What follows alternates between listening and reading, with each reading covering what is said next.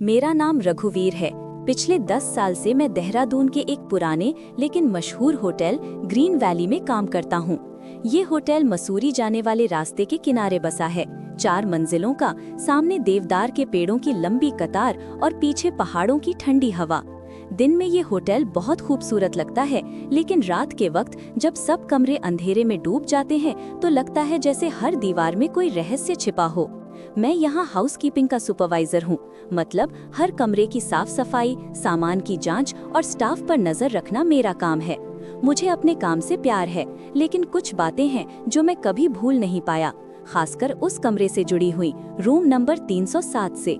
Room 307 hotel की तीसरी मंजिल के कोने पर है। वही मंजिल जहां कभी ज्यादा बुकिंग नहीं होती, क्योंकि लोगों में ये बात फैल चुकी थी कि उस कमरे में कुछ अजीब होता है। कई मेहमानों ने कहा था कि रात के 2-3 बजे कोई दरवाजे पर हल्की दस्तक देता है या फिर बाथरूम में पानी अपने आप चलने लगता है। कुछ ने तो कहा कि आईने में किसी अजनबी का चेहरा दिखाई देता है। होटल वाले कहते रहे कि ये सब वहम है, लेकिन मैं जानता था उस कमरे में कुछ तो गड़बड़ जरूर है। मैंने खुद कई बार कुछ अजीब महसूस किया है। जब भी मैं 307 की चाबी लेकर वहां जाता तो ऐसा लगता जैसे किसी की आंखें मुझ पर टिकी हों। हवा ठंडी हो जाती और दीवारों से एक अजीब सी गंध आती, जैसे गीली मिट्टी और पुरानी परफ्यूम की मिली-जुली खुशबू। लेकिन मैं अपनी ड्यूटी करता रहा, जब तक वो दिन नहीं आया, 17 नवंबर 2019, जिसने सब बदल दिया। उस दिन सुबह सुबह मुझे मैनेजर ने बुलाया। चेहरा थोड़ा परेशान था। उसने कहा कि एक दिल्ली से आई महिला मेहमान को रूम 307 दिया गया है। नाम था नीरा चौधरी। उम्र लगभग 30 साल, लेकिन बहुत सलीकेदार कपड़े, महंगे जूते और आंखों में अजीब बेचैनी। मैनेजर ने कहा कि मुझे खास ध्यान रखना है कि उस कमरे में सब ठीक रहे। मैंने सोचा चलो कोई वीआईपी होगी, पर बात सिर्फ इतनी नहीं थी। शाम के वक्त जब मैं तीसरी मंजिल पर गया तो देखा 307 का दरवाजा खुला था। अंदर नीरा जी खड़ी थीं, खिड़की से बाहर झांक रही थीं। मैंने आवाज दी कि अगर उन्हें कुछ चाहिए तो बताएं। उन्होंने बस इतना कहा कि कमरे की सफाई ठीक है, पर अगर हो सके तो कोई पुराना शीशा हटा दें। मैंने पूछा कौन सा शीशा? उन्होंने इशारा किया। कमरे के कोने में रखा एक लंबा पुराना आईना, लकड़ी के फ्रेम वाला, बहुत पुराना डिजाइन था, शायद होटल के शुरुआती दिनों का। मैंने कहा कि ये कमरे का हिस्सा है, हम उसे नहीं हटा सकते। उन्होंने धीरे से कहा ठीक है और मुस्कुराई, लेकिन वो मुस्कान अजीब थी, जैसे किसी डर को छिपाने की कोशिश हो। रात लगभग 10 बजे मैं लॉबी में था जब रिसेप्शन पर फोन बजा। कॉल रूम 307 से थी। रिसेप्शनिस्ट ने फोन उठाया। कुछ पल बाद उसका चेहरा पीला पड़ गया। उसने कहा कि नीरा जी बहुत परेशान लग रही थी, बोली कि कमरे में कोई है। मैंने तुरंत अपनी टॉर्च उठाई और ऊपर भागा। तीसरी मंजिल पर पहुंचते ही हवा ठंडी और भारी लगने लगी। गलियारे की बत्तियां जल रही थीं, लेकिन कमरे तक पहुंचते पहुंचते एक हल्की गूंज सुनाई दी, जैसे किसी ने धीरे से फुसफुसाया हो। दरवाजे पर पहुंचा तो अंदर से सन्नाटा था। मैंने दस्तक दी, कोई जवाब नहीं। दूसरी बार नॉक किया, फिर भी चुप्पी। मैंने मास्टर की निकाली और दरवाजा खोला। कमरे में कोई नहीं था। लाइटें जल रही थीं, पर्दे हिल रहे थे और बाथरूम का नल खुला हुआ था। बिस्तर पर नीरा जी का मोबाइल रखा था, साथ में उनकी डायरी और हैंडबैग। मैंने चारों ओर देखा, पर वो गायब थीं। मैंने रिसेप्शन को फोन किया और मैनेजर को बुलाया। कुछ ही मिनटों में वो आ गया और साथ में 2 सिक्योरिटी गार्ड भी। कमरे की तलाशी ली गई, बालकनी, अलमारी, बाथरूम, पर नीरा का कोई निशान नहीं। खिड़की से नीचे झांका तो सिर्फ होटल का बगीचा था और वहाँ किसी के गिरने के कोई निशान नहीं थे। मैनेजर ने पुलिस को खबर दी। रात के करीब 12 बजे पुलिस आई। इंस्पेक्टर अरोड़ा ने सब देखा और मुझसे पूछा कि आखिरी बार मैंने नीरा को कब देखा था। मैंने सब बताया।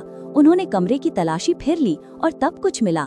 नीरा की डायरी का एक पन्ना फाड़ा हुआ था, जिस पर लिखा था सच आईने में छिपा है। मैंने जब ये पढ़ा तो मेरे रोंगटे खड़े हो गए। वो वही आईना था जिसे हटाने के लिए उसने कहा था। पुलिस ने आईने को दीवार से हटाने की कोशिश की, लेकिन वो बहुत भारी था। फिर भी अरोड़ा साहब ने 2 आदमियों की मदद से उसे थोड़ा आगे किया और तब कुछ गिरा। एक पुराना फोटोग्राफ। तस्वीर में एक औरत थी, बिल्कुल नीरा जैसी। बस फर्क इतना था कि तस्वीर पुरानी थी, शायद 1980 या 1990 के दशक की। पीछे लिखा था सविता 307। कमरे में सन्नाटा छा गया। पुलिस ने तस्वीर अपने पास रख ली और कहा कि अगले दिन जांच जारी रहेगी। सबको नीचे जाने को कहा गया।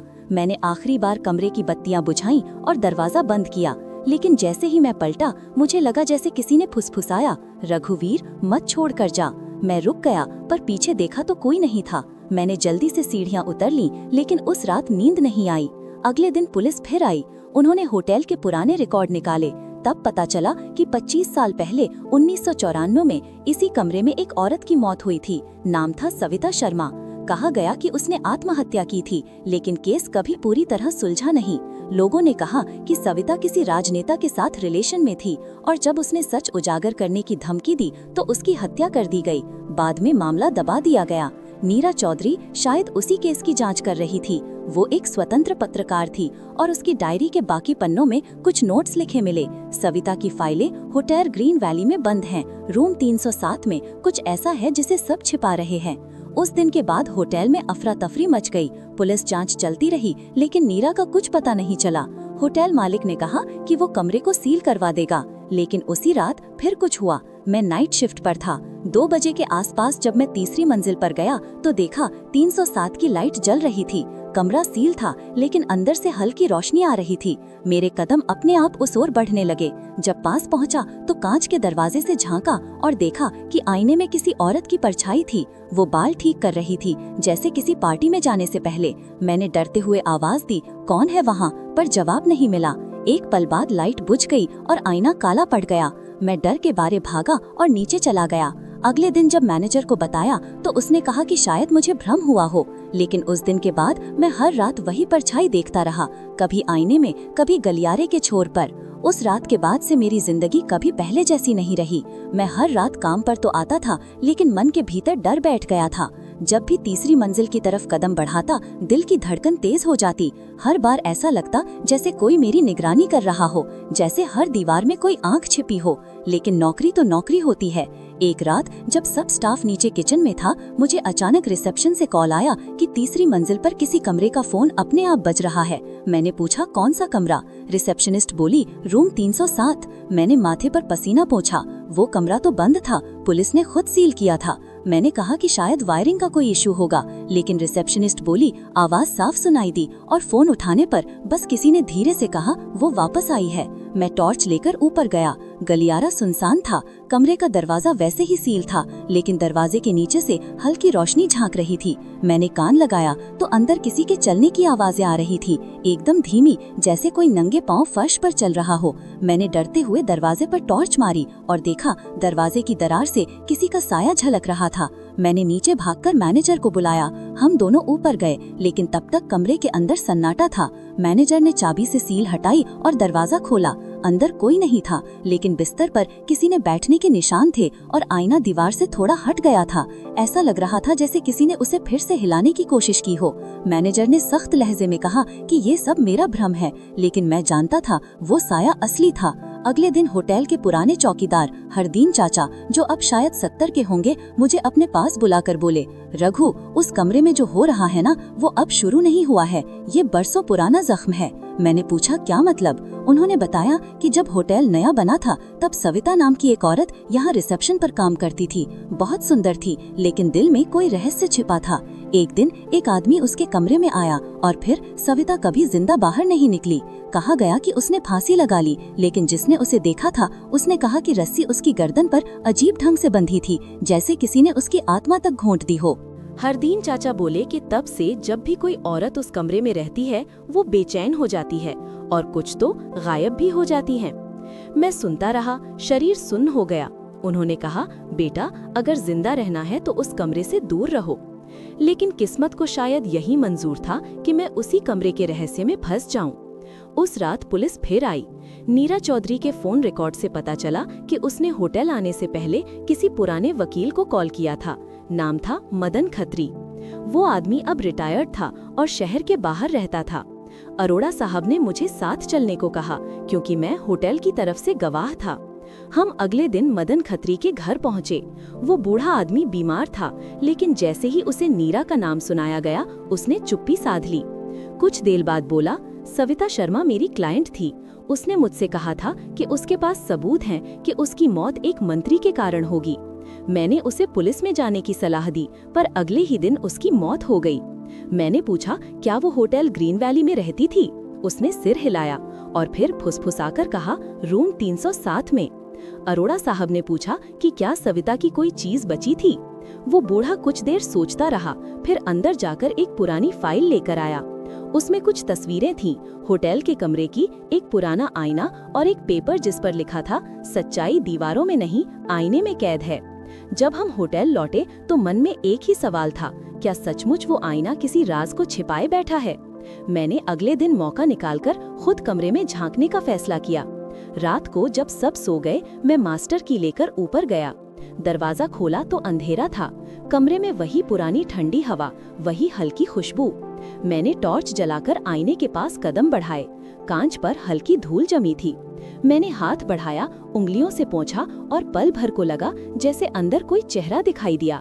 किसी औरत का चेहरा, आंखों में डर और होठों पर एक अधूरी पुकार। मैंने डर के मारे पीछे कदम खींचे। तभी आईने के पीछे से हल्की आवाज आई, जैसे कोई खरोंच रहा हो।